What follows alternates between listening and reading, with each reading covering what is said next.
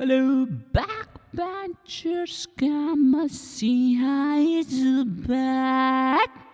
तो आज हमारा टॉपिक है नष्ट इक्वेशन। नष्ट कर दे जो सब कुछ माँ की आँख। तो ध्यान से सुनिएगा सभी। नष्ट इक्वेशन का हम यूज करते हैं पता लगाने के लिए। क्या पता लगाने के लिए? नॉन स्टैंडर्ड या तो इलेक्ट्रोड पोटेंशियल या तो सेल पोटेंशियल। ये बात तुम लोगों ने ध्यान रखनी है।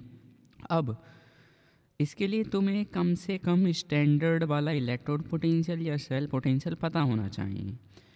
और नष्ट इक्वेशन अगर तुमने लगानी है तो उसकी एक कंडीशन होती है कि टेम्परेचर 298 केल्विन ना हो, या फिर और लगाया मैंने, या फिर कंसंट्रेशन 1 मोलरिटी 1 मोल पर लीटर ना हो।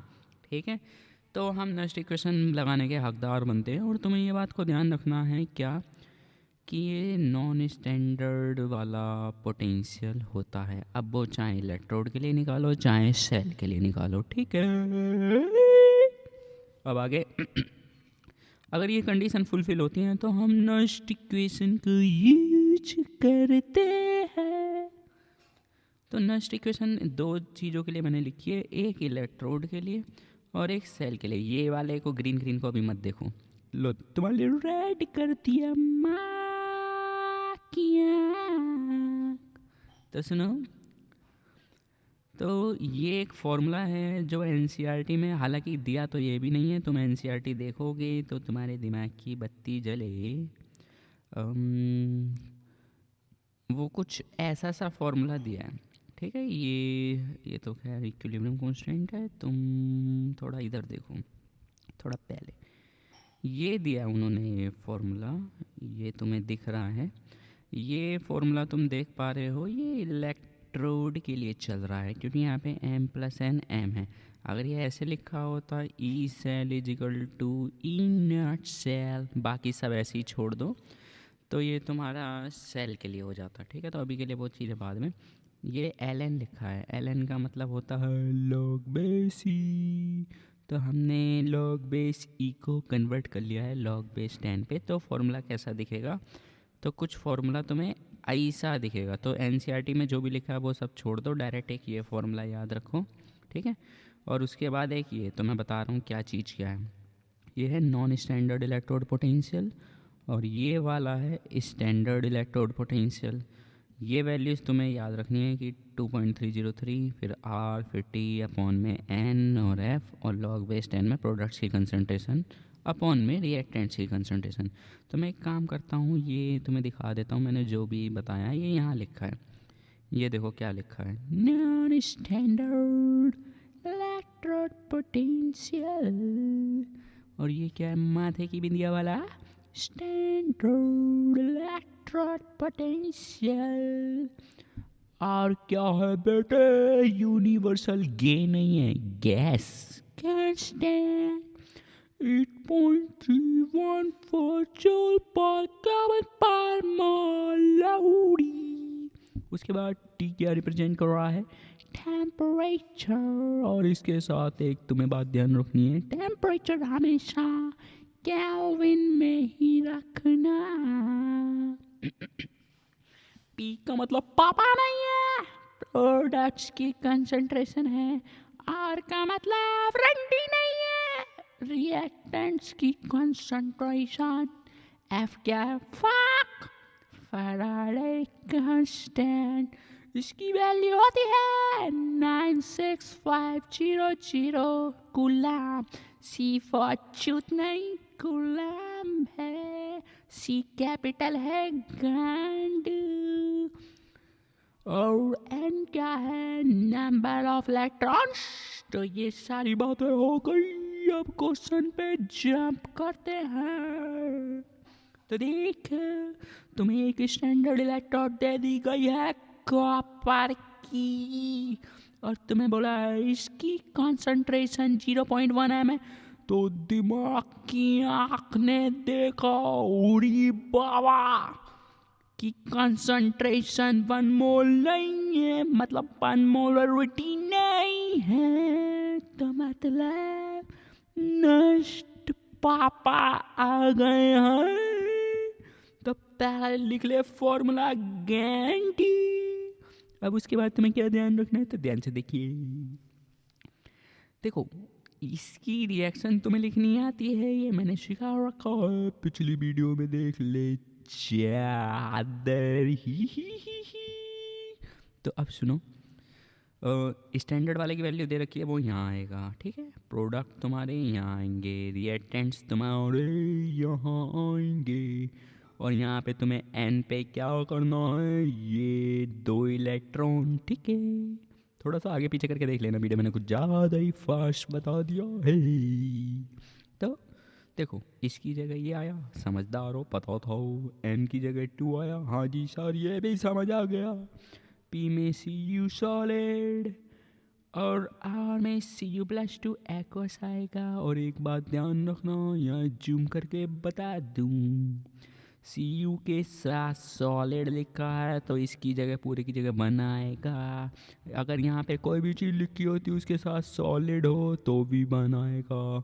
अगर कोई चीज़ लिखी है उसके साथ L लगा हो तो भी 1 आएगा। मतलब यहाँ पे S नहीं L नहीं, उन दोनों की जगह क्या लगाओगे, 1। आगे सुनो। तो देखो, इसका पूरा 1 हो गया है, इसको अभी ऐसे ही रख दिया है। एक बार यहाँ से यहाँ देख लो, कुछ ऐसा है जो समझ नहीं आया। ये एसिटीज, ये भी एसिटीज, बस इस चीज़ को सॉल्व करके दिखाया है गैंडी, ठीक है। अब इसकी कंसंट्रेशन उन्होंने दे रखी थी 0.1, तो ये देखो 0.1 हमने यहाँ लिख दिया है। अब सिर्फ इतने पोर्शन को देखो, 1 में पॉइंट हटा, ऊपर 0 आया, तो ये लॉग बेस 10 पे 10 हो गया है। तो लॉग बेस 10 पे 10 की वैल्यू 1 होती है, तो इस पूरे की जगह 1 आ गया है, चुतिया। और ये तो ऐसे नीचे आता गया। अब इसका कुछ मतलब नहीं रहा, तो खाली ये बचा। इसको डिवाइड करेंगे तो 0.0295 आएंगा। ये देख ले, DHI पेन से होता है, आपने पहले सुराख किए हैं, पहले बाल लिए जाते हैं, बैंक में तब DHI होता है। धोखा। माँ की चीट। बताओ यार, हम भी डर गए, बांसुरी का काट चले गया, ठीक है। तो क्या करना था, 0.0592 क्या आया, 0.0295, यही तो हम कहे थे गैंडू। इसे 0.03 लिख लियो बेटे, राउंड ऑफ करके। तो अब ये माइनस किया, 0.31 वोल्ट आ गया। तो ये ना जो हमने निकाला, ये हमें गिवन था, ये हमने निकाला। अगर कंसंट्रेशन 0.1 था, चुतिया, ठीक है। एक और एग्जाम्पल तू देख ले। तो देख, स्टैंडर्ड वाला तुम्हें दे दिया है, इसकी इक्वेशन तुम ऐसे लिखोगे। आयंस की ही कंसंट्रेशन होती है हमेशा, तो उन्होंने 0.01 m दे दिया है। तो फिर से खटकी आए, ये क्या है, ये तो 1 m नहीं है। तो नेक्स्ट पापा बैक अगेन, तो देख ले। तो ये रहा फॉर्मूला, और स्टैंडर्ड वाला एसिटीज लिख दिया है। ले पीला पेन ले ले, टट्टी वाला, ये भी एसिटीज आएगा, लेकिन यहाँ पे एन की वैल्यू 2 हो गई। यहाँ से प्रोडक्ट्स में ये आ रहा था, ये ले, रिएक्टेंट्स में ये आ रहा था, ये ले, ये 1 हो जाएगा। गांडू पूछेगा तो गांड पे पड़ेगी लात, ये है सॉलिड, इसलिए 1 हो गया है। अब देख, पहले ये वाली साइड सॉल्व कर ले, तो 1 में 0.01, तो ऐसे देख ले, पॉइंट हटा, ऊपर 2 0 आए, नीचे का कुछ रहा नहीं, 100 का मतलब 10 की पावर 2, लॉग बेस 10 पे 10 की पावर राउंड होता, आंसर राउंड आएगा। लॉग बेस 10 पर 10 की पावर 5 हो तो आंसर 5 आएगा। 10 हो तो 10 आएगा। गेंडू हो तो गेंडू आएगा। तो यहाँ पे 10 की पावर 2 है, इसलिए इस पूरा की जगह 2 आ गया है चुतिया।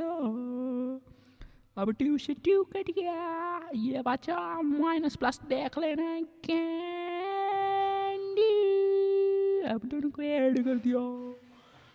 ये हमारा आंसर है। तो मेरे ख्याल से तुम्हें समझ आ गया है। ये थी नास्टी क्वेश्चन फॉर इलेक्ट्रोड। मिलते हैं अगली वीडियो में।